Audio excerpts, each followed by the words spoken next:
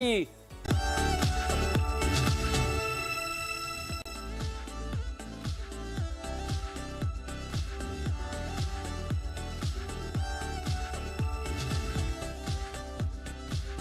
नमस्कार, जी बिजनेस में आपका स्वागत है। मैं हूं दीपांशु भंडारी। जब भी आपको कोई स्टॉक चुनना होता है, सबसे पहली बात जो हम आपको कहते हैं वो है इस कंपनी के फंडामेंटल्स देखिए। और अगर आप कंपनी के फंडामेंटल्स देख रहे हैं तो फिर सबसे इंपॉर्टेंट चीज होती है उस कंपनी के नतीजे। किस तरह की रही है कंपनी की फाइनेंशियल परफॉर्मेंस, मुनाफा कैसा है, आय कैसा है, बाकी ग्रोथ कैसे आ रही है। और अगर आप नतीजों की बात कर रहे हैं तो फिर कितनी बार आते हैं नतीजे, क्या क्या देखना इंपॉर्टेंट रहता है और इन नतीजों से आप क्या समझ सकते हैं ताकि अगली बार आप ये खुद कैलकुलेट कर पाए। इसी की मदद करने के लिए हम आपके लिए इस बार एक बेहद खास पाठशाला लेकर आए हैं और वो है रिजल्ट की पाठशाला, ताकि आप भी तैयार हो जाएं हर नतीजों के सीजन में कंपनी के रिजल्ट्स समझने और खुद तैयार करने के लिए। और इसमें मदद करने के लिए हमारे साथ है जी बिजनेस के मैनेजिंग डायरेक्टर हर बार की तरह अनिल सिंह भी। बहुत बहुत शुक्रिया सर। एक खास पाठशाला इस बार हमने तैयार करी है हमारे व्यूअर्स के लिए। बिल्कुल, और हमारी पूरी टीम ने मेहनत की और ये इसलिए किया गया है कि हर बार रिजल्ट सीजन में ढेर सारे रिजल्ट एक साथ आते हैं। लोगों को लगता है क्या देखें क्या नहीं देखें, कौन सा रिजल्ट अच्छा है कौन सा खराब।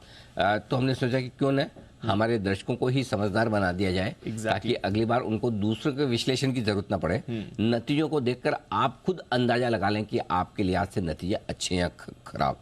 फिर उसके बाद तो ठीक है, एक्सपर्ट की एडवाइस आती है वो एक अलग बात है, लेकिन बेसिक अंडरस्टैंडिंग जो नतीजों की होनी चाहिए वो आज हम कोशिश करेंगे हमारे दर्शकों को बता पाए। करें तैयारी? बिल्कुल तैयार है। चलिए, तो सबसे बेसिक सवाल पहले मैं पूछता हूँ कि ये नतीजे कब कब आते हैं और अगर हमें देखने हैं या किसी व्यूअर को देखना है तो कहाँ देख सकते हैं नतीजे? देखिए, नतीजे हर तिमाही के अंत में आते हैं और तिमाही से मतलब है कि अप्रैल से जून की तिमाही से फाइनेंशियल ईयर के हिसाब से पहली तिमाही माना जाता है। जुलाई से सितंबर दूसरी हो गई, तो ऐसे चारों तिमाहियों के नतीजे आते हैं। ठीक है, और हर तिमाही के आते हैं और तिमाही खत्म होने के बाद आते हैं। नियम क्या है? तिमाही खत्म होने के 45 दिनों के भीतर भीतर आपको रिजल्ट्स देने होंगे। ओके। तो जैसे कि जून की तिमाही खत्म हुई तो 45 दिन का मतलब ब्रॉडली आपका 15 अगस्त तक हो जाएगा। जुलाई पूरा महीना और 15 यानी 1.5 महीने बाद तक आपको रिजल्ट देना है। ठीक है। सितंबर के नतीजे हैं तो अक्टूबर पूरा मिलेगा, 15 नवंबर तक रिजल्ट आएंगे। समझ गया। लेकिन इसमें एक एक्सेप्शन है और वो है साल के अंत वाली तिमाही का, जो कि आपकी मार्च की होती है। अगर किसी कंपनी ने और फाइनेंशियल ईयर लिया है तो वो एक अलग बात है। अदरवाइज जो आपकी चौथी तिमाही है, मार्च वाली तिमाही, उसमें आपको 1.5 महीने के बजाय 2 महीने का समय मिलता है। अच्छा, इसे महीने से ना गिने, दिन से गिने 60 दिन का समय मिलता है। तो 60 दिन के समय के हिसाब से आपको मार्च के रिजल्ट्स देने, बाकी सारे के सारे रिजल्ट्स आपको पूरा फाइनेंशियल ईयर का भी नंबर आ जाता है। पूरे फाइनेंशियल ईयर के जोड़ के भी देखते हैं, उसमें साल दर साल भी फिर हम देखते हैं क्या हुआ क्या नहीं हुआ। सो इसलिए वहाँ एक 15 दिन एक्स्ट्रा मिल जाते हैं। अब रिजल्ट्स कहाँ देखने हैं? रिजल्ट देखने का तो उससे पहले आपने जो कहा कि नतीजे कब आते हैं? बोर्ड मीटिंग होती है, बोर्ड मीटिंग में नतीजे अप्रूव किए जाते हैं। जी। नियम यह है कि बोर्ड मीटिंग जैसे ही खत्म हुई उसके आधे घंटे के भीतर वो नतीजे आपको भेज देने हैं एक्सचेंजेस को। अच्छा। तो आधे घंटे के भीतर भीतर नतीजे जारी करना जरूरी है। ऐसा नहीं कि बोर्ड मीटिंग खत्म कर दी और उसके बाद आप आराम से बैठे हैं, नतीजे बाद में देते रहेंगे। तो ये एक बड़ा बदलाव है कि भाई आपको आधे घंटे के भीतर भीतर नतीजे जारी करने ही पड़ेंगे। ओके, समझ गया। तो आधे घंटे के अंदर नतीजे जारी करने और एक्सचेंज पर हमें ये सारे नतीजे मिल जाएंगे। अच्छा सर, कहाँ देख सकते हैं हम इन नतीजों को? एक्सचेंज पर? एक्सचेंज तो है ही है। हाँ।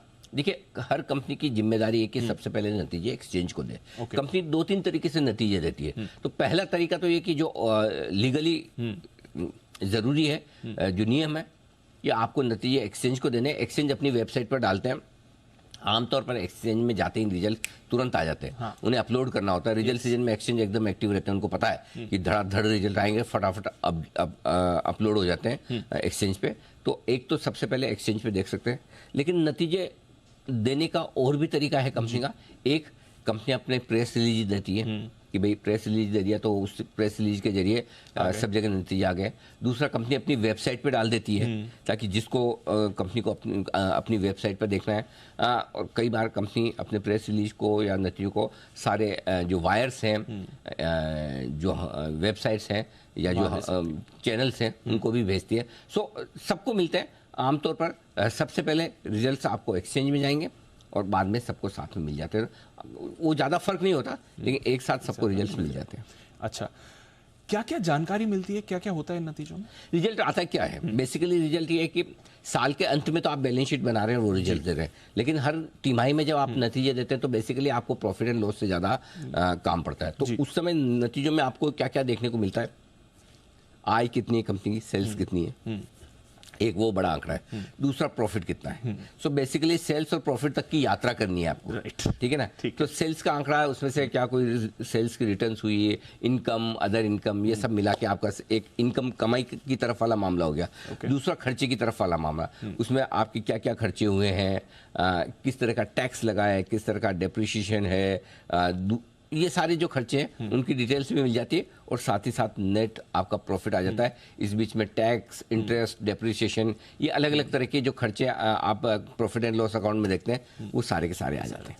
अच्छा, इतनी सारी चीजें आती हैं, इनमें जो मेन चीजें क्या होती हैं, जो जो बेसिक चीजें जो हर किसी को जाननी चाहिए या देखनी चाहिए नतीजों में, वो क्या होती है? देखो, सबसे पहले तो बेसिक चीज़ें क्या है कि सबसे ज़्यादा कन्फ्यूजन दर्शकों को ये होता है कि नतीजों को साल दर साल देखें या तिमाही दर तिमाही देखें। राइट। मतलब अब जैसे कोई कंपनी का रिजल्ट आया तो ये सितंबर तिमाही है, तो इसको पिछले साल सितंबर से देखूं या इसी साल की जून तिमाही से? हाँ, इमीडिएटली जो पिछले तिमाही गई है, राइट, उससे कंपेयर करूं या साल दर साल कंपेयर करूं?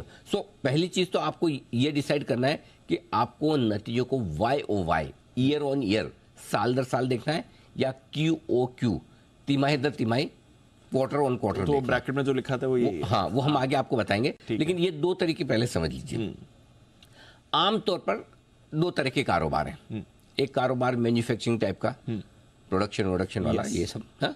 और दूसरा सर्विसेज, कंसल्टेंसी इनकम, राइट, है ना, इस तरह का।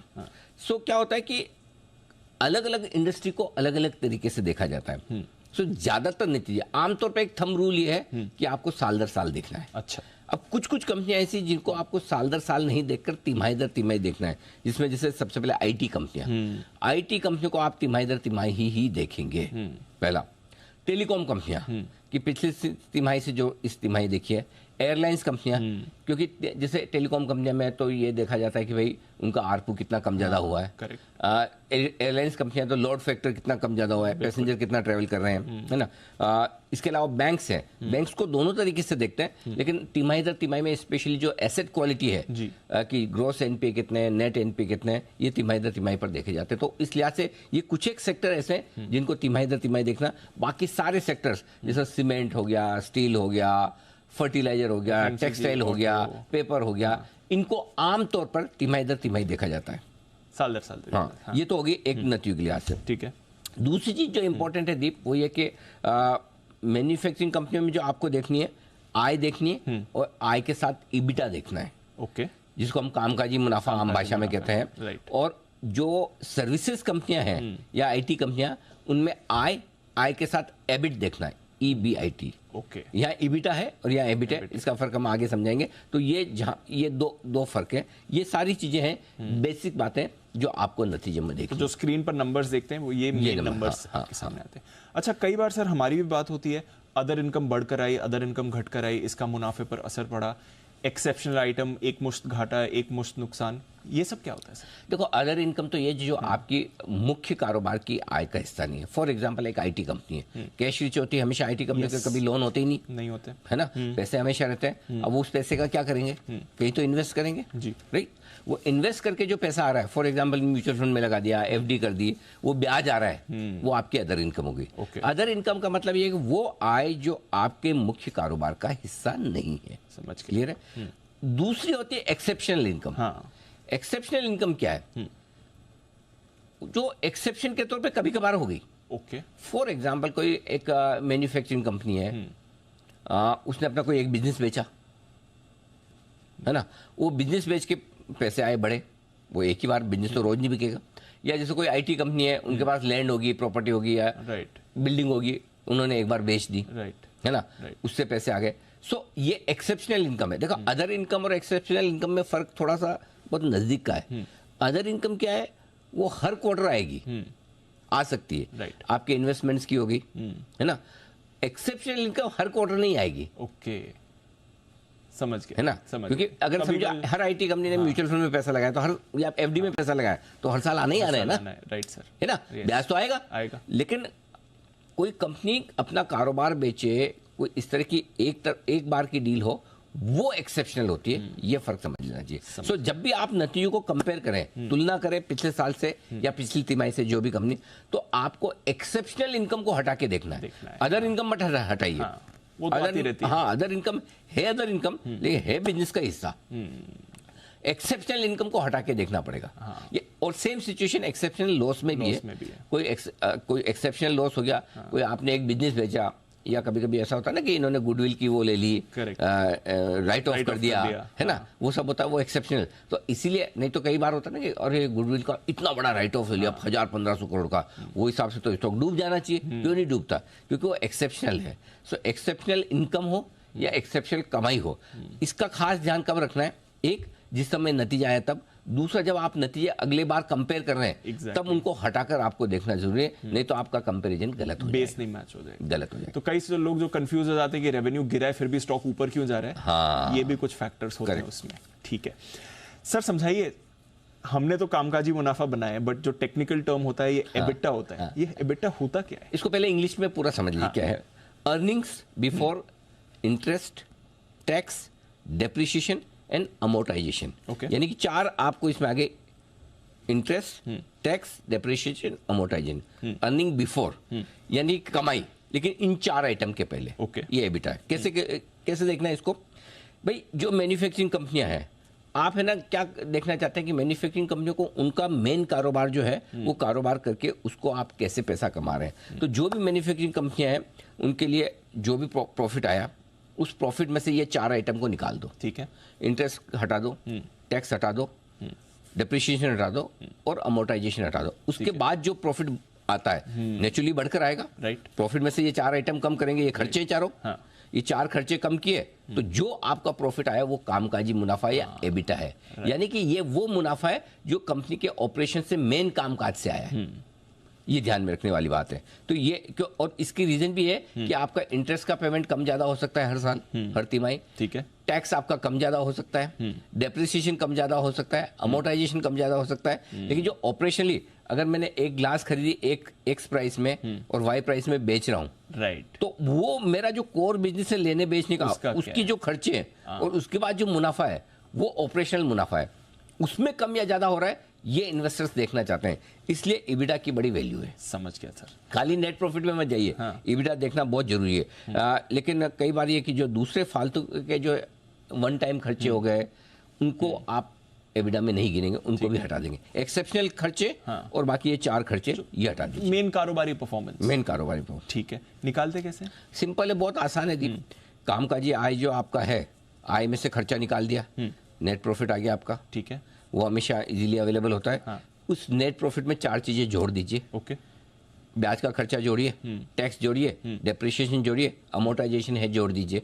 आप सोचेंगे खर्चे जुड़वा रहे हैं, हाँ जुड़वा रहे हैं, तभी तो आपका कामकाजी मुनाफा निकल कर आएगा। तो ये 4 चीजें, कोई एक्सेप्शनल आइटम है, कोई एक्सेप्शनल खर्चा हुआ है या एक्सेप्शनल लॉस है, वो जोड़ दीजिए। तो ये 4-5 चीजें आपने जोड़ दी, आपका एबिटा आ गया। बहुत आसान है, कोई मुश्किल काम नहीं है। तो मतलब जो भी प्रॉफिट का आंकड़ा है उसमें ये जोड़ दीजिए, या आप आय में से सारे खर्चे जोड़ के वापस इनको ऐड कर लीजिए, खर्चे निकाल कर वापस ऐड कर लीजिए। ठीक है, ये तो क्लियर हो गया।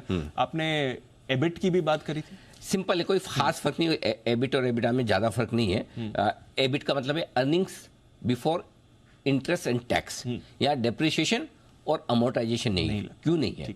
और ये ज्यादातर सर्विस इंडस्ट्री के लिए, आईटी इंडस्ट्री के लिए, क्योंकि आईटी इंडस्ट्री में क्या है, टेबल, पंखे, कुर्सी, एसी, उसमें लैपटॉप, कंप्यूटर, मैन्युफैक्चरिंग, उनका ज्यादा कुछ होता नहीं है। डेप्रिसिएशन और अमोर्टाइजेशन उनका कुछ होता नहीं है। हालांकि मेरा ये मानना है पर्सनली कि वहां भी डेप्रिसिएशन तो लेना चाहिए, क्योंकि आजकल जिस हिसाब से लैपटॉप ये वो सब जो है ना बदलते हैं, उस हिसाब से होना चाहिए। बट ठीक है, ये इंडस्ट्री की वो चल रही है, तब से प्रैक्टिस है। तो जो सर्विस इंडस्ट्रीज है उनमें जो भी आपकी आय है, उस आय में से खर्चे निकाल दिए, और खर्चे निकालने के बाद उसमें आप ये जोड़ दीजिए इंटरेस्ट और टैक्स। ठीक है ना, तो आपका काम हो गया, ये एबिट निकल कर आ गया। समझ गया। और फिर मार्जिन भी यहीं से हम निकाल देते हैं। बिल्कुल सिंपल सी चीज है, मार्जिन आपको उसी हिसाब से निकाल लेना कि भाई जितनी सेल्स हुई उसके सामने एबिटा कितना है, वो आपके मार्जिन आ गए। वही समझो आपने 1000 करोड़ का एबिटा किया है, 3000 करोड़ की सेल्स है, आपकी 33% मार्जिन हो गई एक तरह से। बस सिंपल है, एबिटा को इससे सेल से डिवाइड करना है, ये मार्जिन। तो ये एबिटा मार्जिन वगैरह जो हम बताते हैं, ईबिट मार्जिन से एबिट मार्जिन, बहुत आसान है, कोई मुश्किल काम नहीं है। जो भी आंकड़ा है उसको सेल से डिवाइड कर दो, समझ, बहुत आसान है। अब आते हैं इंटरेस्टिंग चीज पर, क्योंकि इतने सारे सेक्टर्स हैं अनिल जी, ये मेन चीज तो हर चीज में आ जाती है, किधर क्या इंपॉर्टेंट है ये मैं आपसे जानना चाहूंगा। और शुरुआत सर बैंक से करेंगे, क्योंकि बैंक्स के नतीजे कैसे समझते हैं? बैंक्स के नतीजे सबसे मुश्किल है समझना, क्योंकि बहुत सारी चीजें होती थी। जो सबसे अहम चीजें हैं वो NII, नेट इंटरेस्ट इनकम है, यानी कि बैंकों का काम क्या है, उधार देना और उधार लेना, है ना। तो पहले उधार लेना मतलब डिपॉजिट लेते हैं और फिर आपको कर्ज देते हैं। तो डिपॉजिट सस्ती लेंगे, कर्ज ज्यादा ब्याज पर देंगे। तो ये जो बीच की जो इनकम है वो नेट इंटरेस्ट इनकम है। इसके बाद नेट इंटरेस्ट मार्जिन देखे जाते हैं और फिर ग्रॉस NPA और नेट NPA, ये सब देखे जाते हैं। एक एक को मैं आपको बता दूं। नेट इंटरेस्ट इनकम वही सिंपल है, कितना आपने ब्याज कमाया और कितना ब्याज का आपने खर्चा किया। इसका जो बीच का जो मार्जिन है वो आपकी नेट इंटरेस्ट इनकम होगी और वो आपकी कमाई है, और मार्जिन आप उसी हिसाब से निकाल लेंगे सिंपल, कि जितनी कमाई है और जितना आपने सामने खर्चा किया उस हिसाब से आपके मार्जिन हो गए। ठीक है। ग्रॉस और नेट NPA वो है कि भाई आपने जो भी पैसा उधार दिया, कौन सा पैसा आपको समय से नहीं आया, कौन सा लेट आया, कौन सा लेट आने वाला है वो ग्रॉस है, जो नहीं आने वाला है नेट है।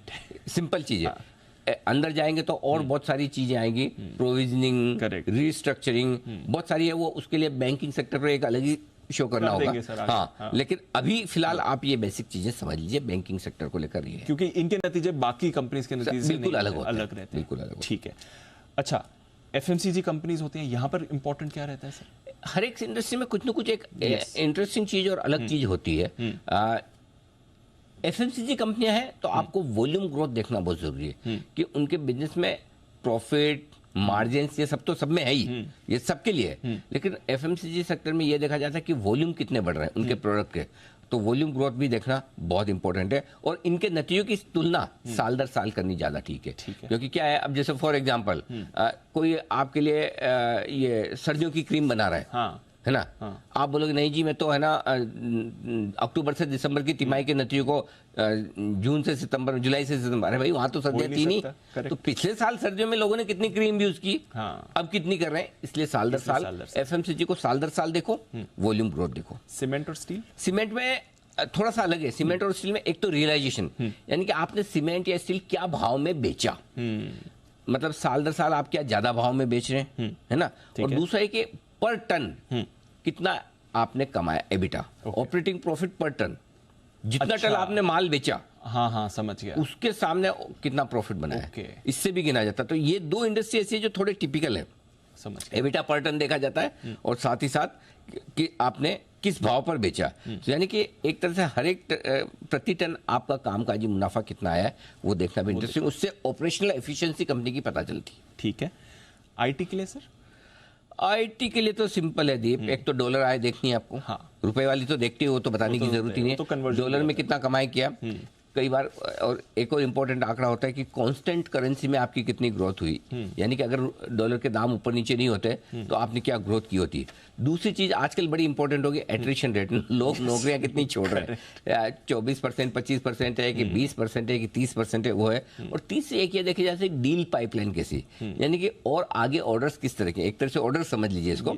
तो डील पाइपलाइन देखा जाता है कि आगे आने वाले समय में कितना काम मिलेगा। तो आईटी कंपनी के लिए थोड़ी सी 2-3 फैक्टर और अलग से है। इसका वजह भी खास ये है कि डॉलर के दाम में, रुपए के दाम में जो बार बार उतार चढ़ाव होता है, उस लिहाज से आपको ये चीजें ध्यान में रखनी जरूरी है। चलिए सर, अच्छा नतीजों की तो मेन बात हमने समझ ली कि क्या है सेटअप, किस तरह करना है, बट नतीजों के बाद भी हम कहते हैं कि कंपनी ने क्या कहा, आगे का आउटलुक क्या, ये सब क्या होता है? बेसिकली नतीजे आ जाएं उसके बाद क्या परफॉर्मेंस देखनी? देखो कई बार क्या होता है कि लोगों को ये रहता है कि अरे रिजल्ट आगे, रिजल्ट तो अच्छे थे, स्टॉक गिर गया, रिजल्ट तो खराब थे, स्टॉक बढ़ गया। तो पहली चीज तो रिजल्ट को और स्टॉक की प्राइस को एकदम 1-on-1 कोरिलेशन न करें, क्योंकि रिजल्ट के पहले स्टॉक कितना तेजी या मंदी दिखा चुका है, कितना उन रिजल्ट के बारे में ऑलरेडी जान चुका है, उस हिसाब से एक्शन हो गया। फॉर एग्जांपल कोई स्टॉक का रिजल्ट के पहले भाग चुका है बहुत, और लोगों को अंदाजा कि बढ़िया रिजल्ट आएंगे, उससे पहले उसने खरीद रखा है, रिजल्ट आए भी बहुत शानदार, लेकिन उनको तो बेचना है ना। हाँ। तो इसलिए रिजल्ट के पहले और रिजल्ट के बाद के एक्शन को आपको प्राइस एक्शन के साथ भी देखना होगा। सिर्फ अच्छे रिजल्ट और भाग जाए जरूरी नहीं है, और खराब रिजल्ट पर बढ़ जाए ऐसा भी जरूरी नहीं। कभी कभी कई बार ऐसा होता है ना कि एकदम सब लोग चौंक जाता है, अरे ये क्या हो गया, उल्टा कैसे हो गया। तो उल्टा होने की ये वजह। दूसरी बात जो सबसे इंपॉर्टेंट है रिजल्ट के बाद की, मैनेजमेंट की कमेंट्री, कि मैनेजमेंट आगे के लिए बोल क्या रहा है। कुछ मैनेजमेंट गाइडेंस देते हैं, कुछ नहीं देते हैं। जो गाइडेंस देते हैं उनको उनके नंबर्स पे भी देखिए, लेकिन जो गाइडेंस नहीं देते हैं उनको उनके शब्दों पर, उनके हाव भाव पर, बॉडी लैंग्वेज पर, कॉन्फिडेंस पे जज करिए। ये दम दिख रहा है कि नहीं दिख रहा है ना, ढीला तो नहीं लग रहा, करेक्ट है ना, बोलने में कॉन्फिडेंस गाइडेंस हो गई। हाँ, वो अनऑफिशियल गाइडेंस है, और कॉन्फिडेंस है कि नहीं है, तो वो देखना बहुत जरूरी है कि मैनेजमेंट कितना मजबूत है।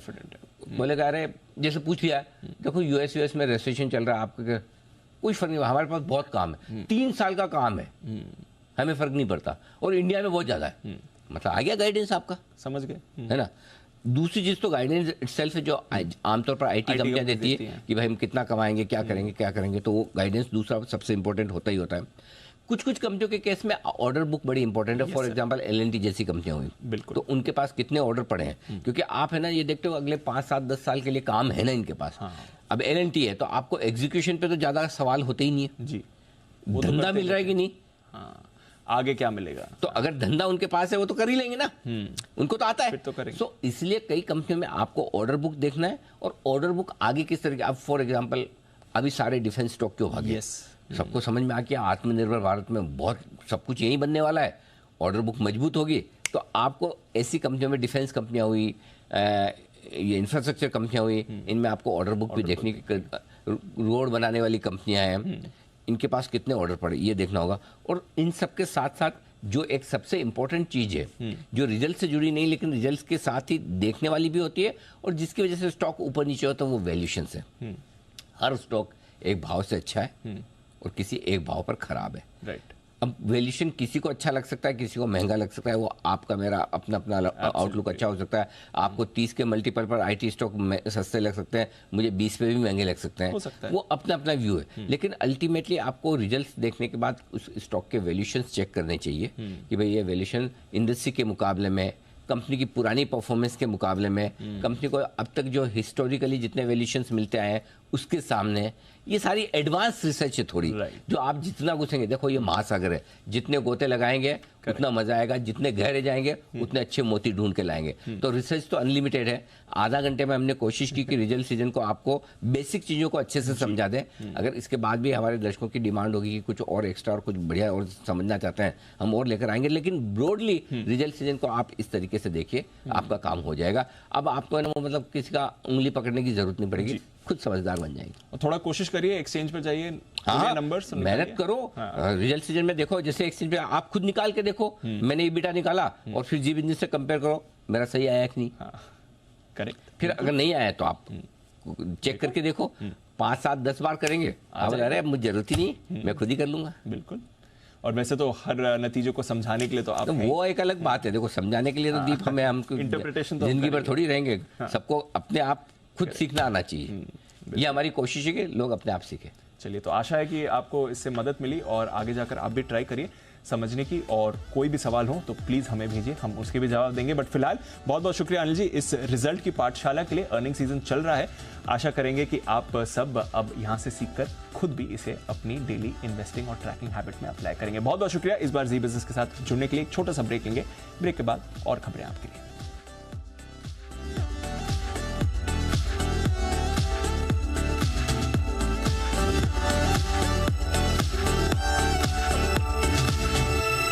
DTC लंदन द्वारा खबरों के तूफान से, सूचनाओं के भंवर से, बयानों के जंजाल से, अफवाहों के मायाजाल से, अब आपको निकालेगा जी बिजनेस और दिखाएगा इंडिया 360।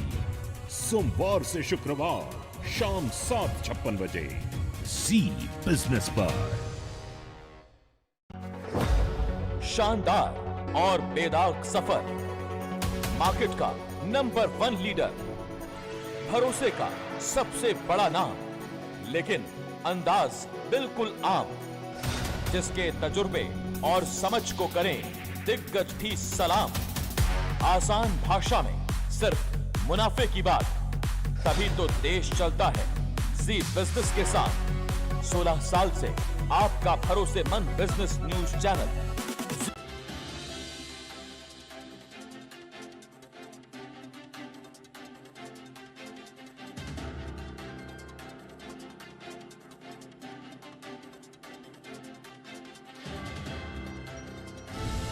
सुपर शक्ति पेश करते हैं super strong stocks of the day. Advanced Y ribbed super Shakti TMT bar हर निर्माण को बनाता है सुपर स्ट्रॉन्ग।